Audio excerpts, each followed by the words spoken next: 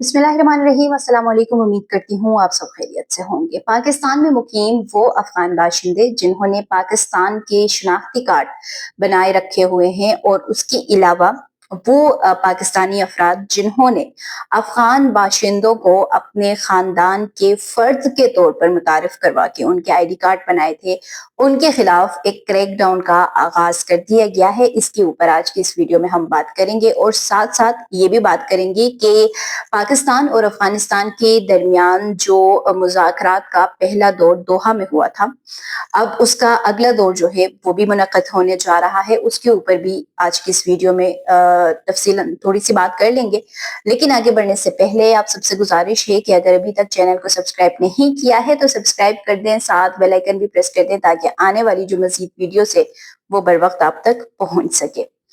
एक के बाद एक जो बड़े फैसले हैं अफगान बाशिंदों से मुतल्लिक वो सामने आ रहे हैं और उसमें सबसे जो अहम था वो तो जो असाइलम सीकर्स हैं उनको अब पाकिस्तान से नहीं भिजवाने का या उनको गिरफ्तार नहीं करने का जो फैसला अब वजारत दाखिला की जानिब से किया जा रहा है वो सबसे अहम है। और उसके बाद अब जो क्रैकडाउन होने हैं उसमें अब वो अफगान बाशिंदे भी इस क्रैकडाउन से मुतासर होंगे जिन्होंने पाकिस्तान के आईडी कार्ड बना के रखे हुए हैं। और वो जो अफगान बाशिंदे जिन्होंने पाकिस्तान के आईडी कार्ड्स बना के रखे हैं उनकी तादाद हो सकता है कि बहुत ज्यादा भी हो।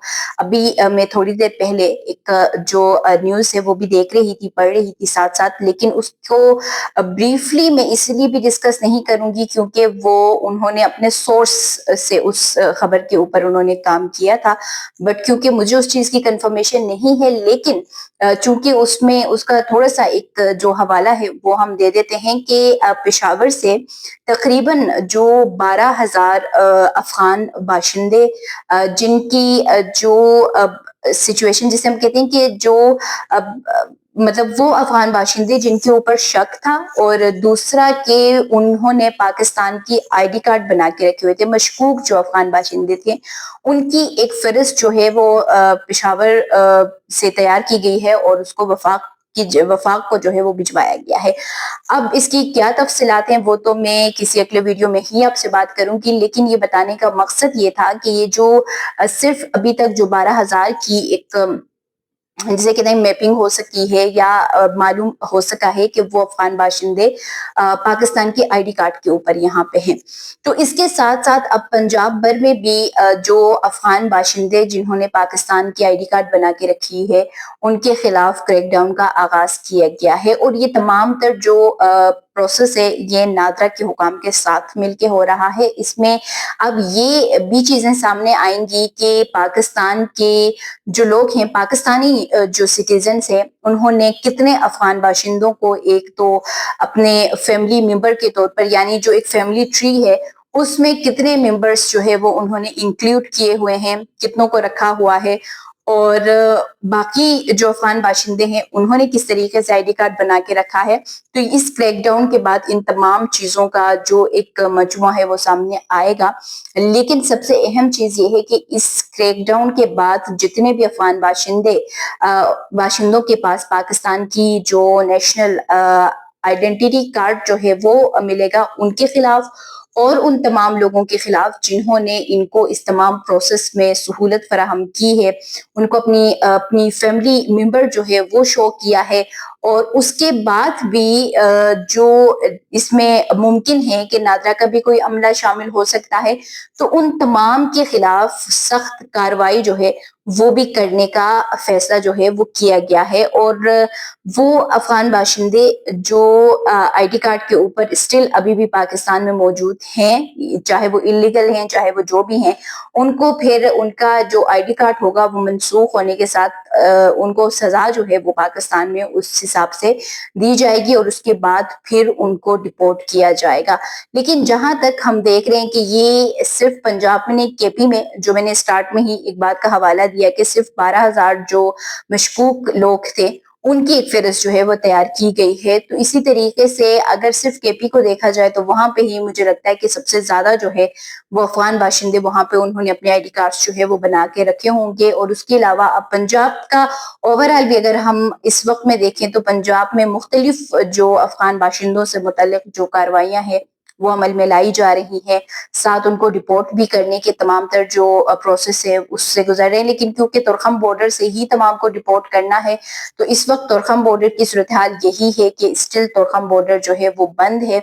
आज भी जो दफ्तर खारजा में ब्रीफिंग हुई थी उसमें भी ये पूछा गया था। तो वो फिलहाल अभी भी इस वजह से भी बंद है कि अब क्योंकि एक और जो मुज़ाकरात का दौर है वो होने वाला है जो कि पाकिस्तान और अफगानिस्तान के दरमियान होगा। और वो कल यानी कि 25 अक्टूबर को इस्तांबुल में ये जो दूसरा दौर है पाकिस्तान और अफगानिस्तान के दरमियान मुज़ाकरात का ये मुनक़िद होगा। और उसमें जो जिस तरीके से पहले दौर में वज़ीर दिफा ख्वाजा आसिफ ने उनको लीड किया था दोहा में जब मुज़ाकरात हुए थे। तो अभी तक फिलहाल ये नहीं पता है कि जो कल होने वाले मुज़ाकरात है उसमें पाकिस्तान की नुमाइंदगी कौन करेगा।